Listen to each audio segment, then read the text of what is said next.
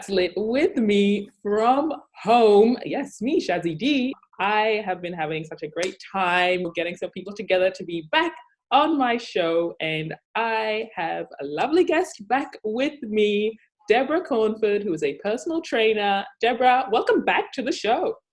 Shaz, thank you so much. Honestly, it's a pleasure actually being back again. So thank you so much. Not a problem at all. So, of course, we have mostly been at home during this time, this whole coronavirus period, but it still gives us an opportunity to, keep fit, keep healthy. And you yourself, as a personal trainer, what are kind of some of the things that you've been doing to kind of, stay healthy, stay fit?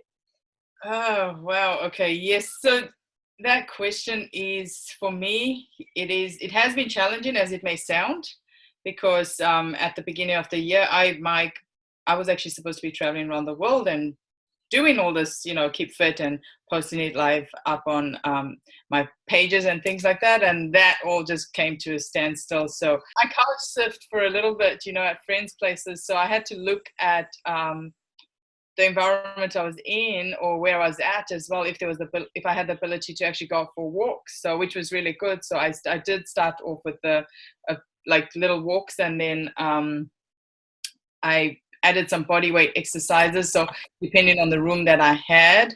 And yes, with bodyweight exercises you could do it, but I'm not saying that you can do it in any room. Trust me, there's a friend's place where I was not able to do anything, so I actually took it outside. So I added pretty much like walks, and then I did mini runs, another couch surf, and where I got to an amazing place which had hills, and I thought, oh my gosh, this is taking me to another level, out of my comfort zone. So I thought, okay, you know what, let me walk the distance and see what it's like and see how it feels. And then the next day I challenged myself, okay, let me run a little bit, walk a little bit. So it was just making use of the environment I had and what access I had to it, so bodyweight exercises. I then was able to do 5K run test, which I managed to do for 7 days. Yeah, and I'm the person that says, hey, I don't run, I don't like running and things like that. Just to also let you know, so whatever situation we are in, we've got to make it work. As right now, as I'm speaking to you, on Tuesday, I tore my right calf muscle. What? Yes. So yeah, I'm like, there goes no more leg work, but it's not everything, not all leg work I'm not able to do, but I have to be very careful because it's easy to aggravate the calf muscle. And once you keep aggravating it, you're never going to heal. So I have to be very, very careful for the next 6 weeks. Oh, wow. So my walking is a bit funny. And so I can't do any cardio-based exercises like, any sprints or riding the bike or elliptical, because that's going to aggravate it. So it's looking at the environment that I'm in. What can I do? So I'm actually now focusing on upper body movements. I'm doing a lot of stuff kneeling rather than standing. So for example, airboxing, I could do it. I'm doing it kneeling. I'm doing push-ups on my knees rather than flexing my toes. It's just combining. As a trainer, yes, you can come up with a lot of things. And some people, if you're not sure, there's so much stuff out there on YouTube. Yes, and also it's scary because there's some stuff up there that's quite dangerous looking and things like that. But our body weight is enough, to do it. So I just combine things as I go along. My environment now, my calf, that means I have to change it, because my apartment, I would go down into the car park and do my cardio and running up and down and doing my, jump lunges and things like that. The car park's out the way now, so I'm just doing it up in my little studio. So as long as I can break a sweat, funny thing is I'm even sitting on the bed and pretending I'm running. Ooh. And as crazy as it sounds, you could try it for 30 seconds. Just pretend you're running and use your hand movements. Stop, do another 30 seconds. Trust me, you will actually feel the difference. It's movement. We have to be active. That is something I would never have thought of, to be honest, like running, but in your bed. Like for me, because I like when you said, I'm not a runner, I'm definitely not a runner. You I think I've ran like once or twice, like during this whole lockdown period. Maybe running, just like not even having to go if you can't. See, like in your case, like sometimes you actually just can't. So yeah, adapt it. Do something that you can do. I would say that I do take back the fact that I'm not a runner because I was actually starting to enjoy it. Really, Okay. I started to enjoy it because the energy it was giving me felt very different. Mm. It felt very different. So now I've now had to adapt, and am I grateful for my calf muscle? Yes and a no, because now it's giving me a chance to focus on something else different. So a lot of people that I follow on Instagram, people I follow, their podcasts and things like that, we've had people that have went from not being able to walk, like literally not being able to walk, to being able to walk. And they talk about how the mind really works. And that's what I'm like, okay, so I guess I'm heading down the mind side of it, not the body. So I'm using that. So what I'm learning about the body now is like, okay, our mental side, what can we do? Our environment right now, if you come to think of it, we are at least lucky we're able to still go out to the stores and buy something. We're not locked in, so we've got to use that time and appreciate it. It really hit me hard. I was sitting here one day going, okay, I want to do this, I can't do this. And I'm like talking to myself, saying you'll never be able to do that, get that done. And I was like, hang on. And on I have my vision board close to me on the left-hand side, and there was Nelson Mandela. Nelson Mandela's on my vision board. And I was like, hang on, that dude was in prison. Okay. And look at what he did. So I was like, you know what? I'm not in prison, so I can actually do it. And that shifted my mindset. From that day on, honestly, it's like every day for me. It's like I'm just physically not going out, but I've actually got a routine in my daily stuff that I do. I really like what you said about changing your mindset, because to be honest, now being at home, you have the opportunity to kind of walk around a bit more. You could just take a walk around the block. You can walk maybe 2 blocks and see somewhere new. To be honest, one fun thing I've been enjoying is like actually exploring my suburb, but like the different streets that I've never been before. So, that's my little exercise journey, I guess, or shift of it's not the end of the world. You just can't go as far as you kind of want to, but you can kind of do what you can with what you have. Right. Do you have the teddy bears on the windows in your suburb? No, what's that? No. Oh, okay. So I stayed up at Box Hill, a different area, like way that way. I always say you need a passport to go that side of Sydney. And the suburb that we're in, because there's teddy bears on people's windows. Mm-hmm. And that is like when you're taking the kids for a walk, they can, find the teddy bear. And it's actually really quite nice. You're looking on the window and you're like, oh, there's the teddy bear. Oh, hang on, they got another one, and things like that. So here where I'm at, I haven't seen much. I think I've seen 2 or 3. It's actually really quite fun. It just changed my walk. I'm going, oh yeah. So that's the thing, is just appreciating the environment. You also, the walking outside is really good for you. Yeah, the fresh air is what we need. We actually need the vitamin D as well. Indoors, we're not getting the vitamin D. And if you're staying indoors, you actually have to supplement your vitamin D. So vitamin D is good for the brain. There's so much stuff to it.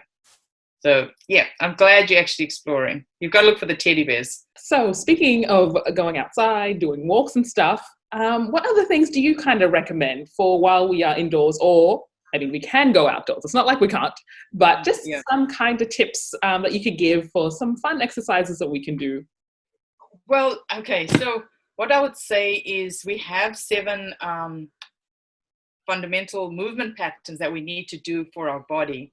And if we master that, we won't have any injuries. I pushed myself and I got an injury. We wouldn't have any problems. The thing is, the more we sit down, the more we tighten up our body. So the movement patterns I'm talking about is like pushing, pulling, twisting or rotating, you lunging, you squatting, you hinging from the hips, and then pretty much walking, right? So these are the normal patterns that we have to keep at. So with the pushing, I guess you think of doing push-ups. You walk past a bench, do some push-ups on the bench, even if it's small movements. Just try. When you're at home, you can do the push-ups. So how I'm gonna do this is actually I'm telling you stuff that we can do both at home and stuff that we can do outside. All these things we need to apply on the outside, and we have to apply indoors. Okay, so if you're sitting for an hour, okay, I've got an Apple Watch and it tells me time to stand, and I'm like, oh damn, it's been an hour, and then I'll stand up. So you've got to make sure that you're not seated for long. You've got to stand up all the time. So pulling, it's when you're opening the door, that's a pull movement. Okay, if you want to make it a little bit more challenging, I guess even if you've got socks or you've got a belt, load up a bag with stuff in it and just try and pull it towards you, and then carry it back to the other spot, pull it again, sit down and pull it to you. The thing is not to bend over and try and pull it up, because then again you need to worry about how you're hinging from the hips. Okay, but still again we need to hinge from the hips so that we're able to do a lot of movement. How many times do we sit and stand, like sit down on the toilet and stand up? That is a squat movement. So we want to try and sit lower than the toilet seat so that we've got a lot more movements in our hips. So again, if you're finding that difficult, then that means there's restrictions, in either your ankles, your knees, or your hips. That means the mobility is not there. But if you keep stretching and you keep doing these movements, your body's going to loosen up. Look at kids. How I always look at it like they have the perfect squat. Why did I not just keep continuing doing what a kid does? I struggle now with my squat. My stance is very different. I've got to really be mobile, like warm up a lot to actually get the best squat that I can for my body. And everybody's squat is different. A good way to check it, they call the baby pose in yoga. So you're laying on your back. I know it sounds silly, and you'll actually grab your legs, okay, by the balls of your feet, and pull them towards your chest. So your knees will kind of like come towards your shoulders. Whatever position your feet are in is the way your squat stance should be. So squatting, sit, stand. You can use your couch, use the bench when you're walking outside, sit, stand. And then you've got lunging. Not many people like to lunge, which is the truth. So it's small steps again, but the lunge movement is the ones that help us, for example, like the sit and stand. That's actually, a lunge is a variation of a squat, just single leg. So step up on the bench, do a step up. You've got steps at home, keep going up, do 2 steps. If you can, do 3, if you can do jumps, it's good also. You can do that. That'll add to your squat. So with the lunges as well, it's like the courtesy lunge, when you're taking a courtesy, that's also a lunge. Okay. It's a movement. Oh, yes. So, side step as well, with a little bit of a bend in the knee, because you want to be careful. But if you get kids to do this, they can do it because they're so adventurous and they're curious and they're doing it. The more they keep doing it, and the older you get, the more you do it. The thing is, us as adults, as we get older and we start working, we are now becoming, we're not moving as much. We're now stationary, things like that.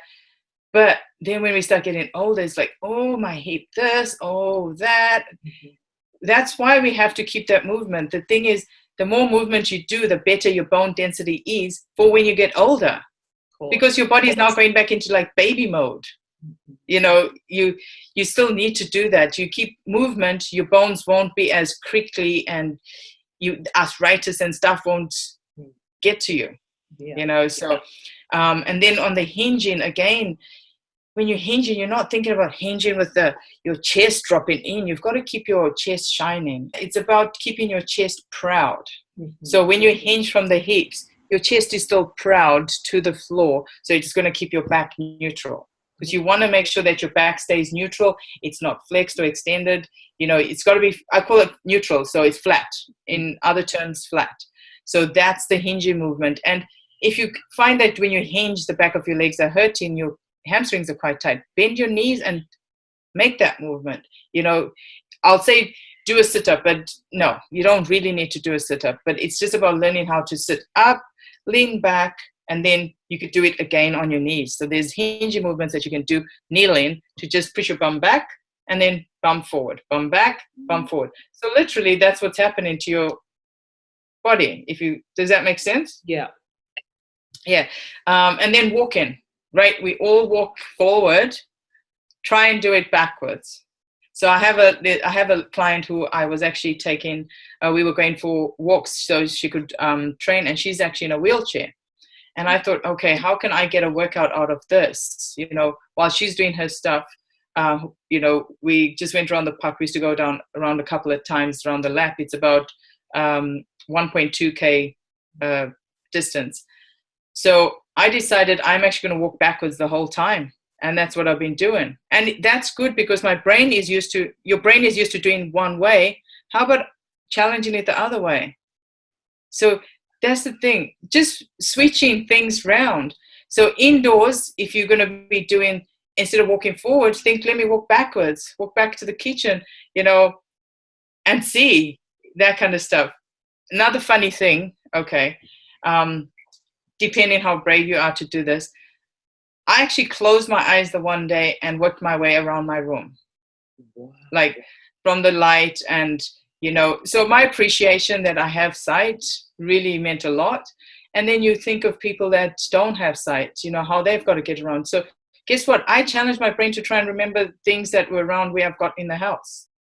So it's like brain training.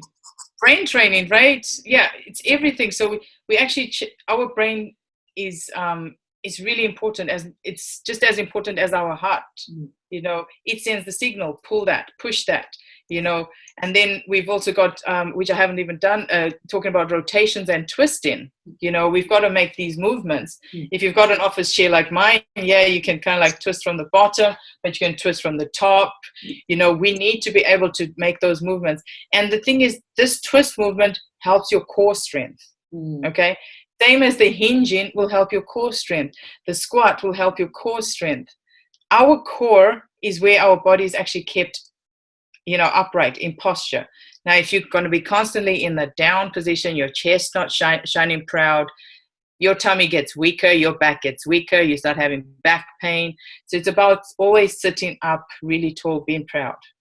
So that's the easiest way to actually get really, I'd say, a small tummy. The more you focus on keeping your core up nice, your core nice and tight, that's it. When you walk up straight.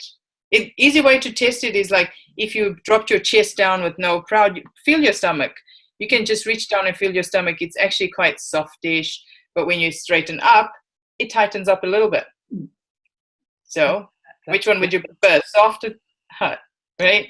So outside, inside, you could do jumping, so we're trying to do the push and the pull. So outside, something, I guess, putting your hands straight up in front of you, squeeze your shoulders back and bring your arms in towards you is like a pull movement. You could even pretend you've got something and you pull in. So by really bringing your shoulder blades back, so it's giving that pull movement. When you're going out walking, there's a lot of benches, you push-ups, you squats, step ups, swinging your legs, standing at the side of the bench and twisting to touch the bench. That gives you the twist, the rotation. Stand in front of the bench, hinge over, touch your toes. That's hinging, So all the simple kiddie exercises, the jumping jacks and stuff like that, if you can do them, do them. It's just about being active. There's so many exercises, Sharon, I could say that for us to we could just keep talking. You have a wealth of knowledge. There's so much. I'm doing my best. Thank you. It's good. No, it's really good. And these are very helpful tips because I'm very I'll go for a walk and I'm like, yep, I'm good. But as you're saying, there's so much more you can do. Yeah, there's the benches. Just apply the 7 movements. See how you can apply the 7 movements. Take a belt with you, even if the belt doesn't stretch. And there's I think you can buy bands from Kmart, Rebel. Now they're all back in stock. Before, as soon as COVID-19 hit, everything vanished like toilet. Yeah. Oh, craziness. So there's bands out available. So as long as you can add those movements, just twisting, pulling, just the only 7 movements you got to remember. That's it. And have fun with them. 7 movements, have fun with them. Is there anything we should avoid doing during this time if we are mostly at home? Well, a lock on the fridge would help. I think that's a lot of people's challenge right now is food. People are getting bored and things like that. So is there something that you could avoid? Yes, because junk food really doesn't give you energy. So I know it's sad, but then as you start, like when you start understanding how blood insulin works, and things like that, it really does play a big part. And a lot of people, I bet, are waking up tired because you kind of like going, oh, I'm so exhausted. What did you eat last night? Okay, so just be mindful. I'm not going to say stop all the junk. That is the truth. Yeah, it won't help you. The way you want your body, it's what you put in it. You're going to put junk, you're going to get junk out of it, right? So, which is straight. So I would say if you can, as crazy as it sounds, put time in for yourself to eat. Ooh. Yeah. So like if you say every 4 hours I'll eat, at least you're going to look forward to your food. I say if you can meal prep, now we all have time to meal prep now. And I'm not saying because I live on my own. I understand that there's families there's women out there also that maybe are single moms or single dads and things like that. But you do it together as a family. There's recipes out there where you can actually make fun stuff. You make your own burgers. Mixing that meat patty with the kids. It's also educating them. It's kind of like becomes a cooking class. So. Put time when you can actually eat. Make meal prep, plan the snacks that you're going to have, even putting them in a packet. Okay, on Monday we're going to have this and this is what we're going to have, things like that. I would say that it doesn't take, depending on how massive your family is. When I prepped for myself and I was doing like 15, 16 meals for myself, it would take me 3 hours to prepare. Okay, and that was me preparing 3 different meal types. I can eat the same thing throughout the whole week. Not many people are like, when you have a bodybuilding background, eating the same stuff every day is fine. So definitely avoid snacking constantly. Set times when you can eat. Look at what you have in your pantry. Maybe send out to a friend and say, hey, so I've got this. What menu do you think I could make? Create yourself a menu for the week. That's also something, it gives you more time to prepare. What time you finish eating also matters, like if you're going to finish eating at 9 o'clock and then be in bed by 9:30, that's not enough time for your body to digest food. Again, it depends what you've eaten. If you're going to have egg whites, that'd probably be digested quite quick. It's processed through the body, and egg whites actually helps with your sleep in the evening. So does watermelon and, so different things like that. Make sure you're getting enough sleep. And yeah, another thing as well is hydration. So when you're thirsty and hungry, it's the same feeling. Just one has maybe the dry mouth, the other one's got the tummy going, but it's the same feeling. The brain feels it. It's sending signals about the same. I need to either eat, I need to either drink. So 15 minutes before your meal, make sure that you have a big glass of water. Then have your meal. For me, what works for me is I don't eat and drink because I've read and seen that our digestive enzymes get diluted and by water. So then the breakdown is not so efficient. It's different. Okay. But I've been doing it for quite a while now where I'll actually eat and I'll wait 15 minutes, then I drink water. I feel a lot better. And again, because when you're eating and drinking, you're getting full quick. So whereas when you're eating and you taking your time, it's got time to actually settle in properly. Gotcha. So definitely put a hold on the fridge. I think somebody said on TikTok, somebody put a note in their fridge saying, "Go back. You're not hungry. You're just bored." Yeah. So as she opened the fridge, that's what she saw. So put signs around, that will help you, because remember, once COVID's over, and if you haven't been watching what you're doing, how hard is it going to be to get where you were prior to COVID-19? Yeah. Right? It's about, you don't know what tomorrow is going to be, so make today worthwhile. And it's actually time for my final question, Debra, which is, what are you most looking forward to once this whole thing is over, once we don't have restrictions anymore? What is the thing you really want to do? Oh my gosh. Okay. So for me, I really got to feel how much I loved lifting iron, how much I loved holding dumbbells, how much I loved those machines. That is I swear, it really did get to me, because I'm like, body weight, that's so boring. The energy or the endorphins that you release in your body when you train in resistance training is so different to the body weight exercise endorphins. Both are good. Trust me. Now I appreciate both. Now I know I'd love adding what I learned for my body weight stuff to my resistance training. But yeah, I'm really missing that heavy stuff, that where I'm lifting, I'm going, nearly passing out. Yeah, that's what I'm missing.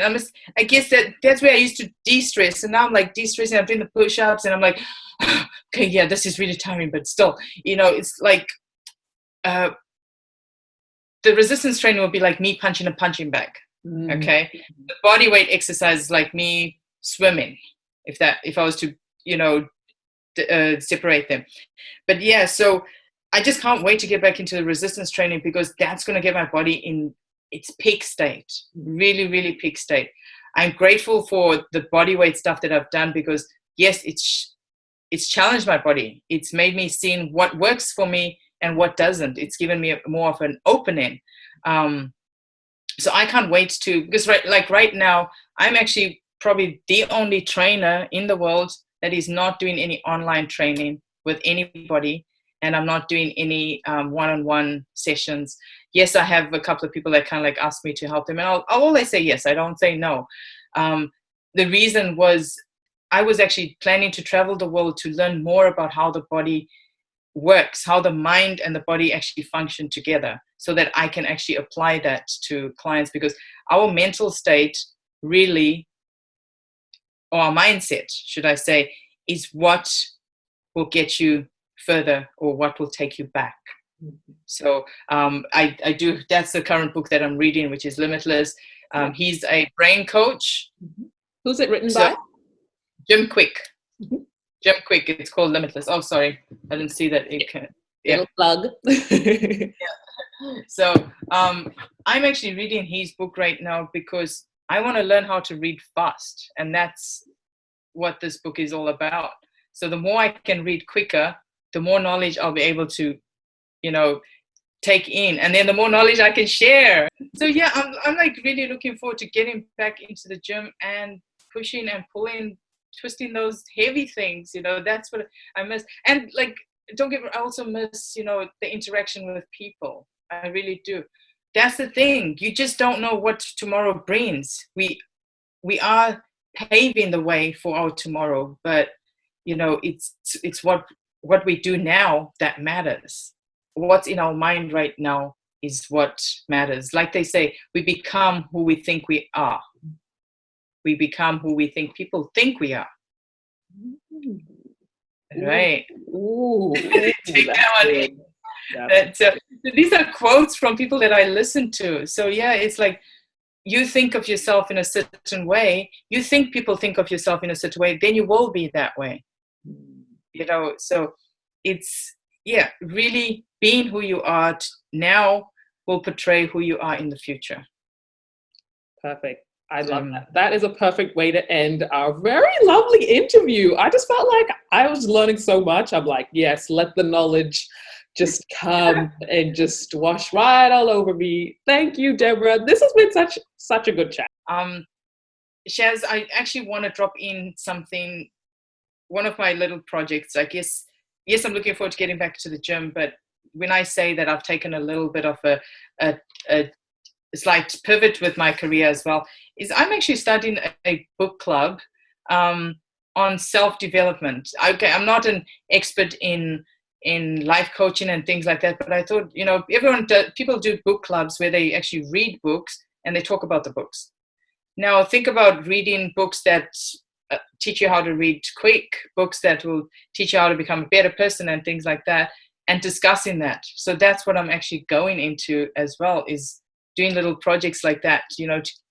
At the moment with COVID, that's what I thought of, it's helping the mindset. So like, I guess empowering each other to become better. So that is my little add-on. Nice. All right. Okay. Well, Debra, thanks again. I appreciate you coming back, and hopefully, once this is all over, we can see you face to face in like the flesh. Right. That's right. I can't wait for that. And I appreciate, obviously, I appreciate you having me on again. It's been amazing.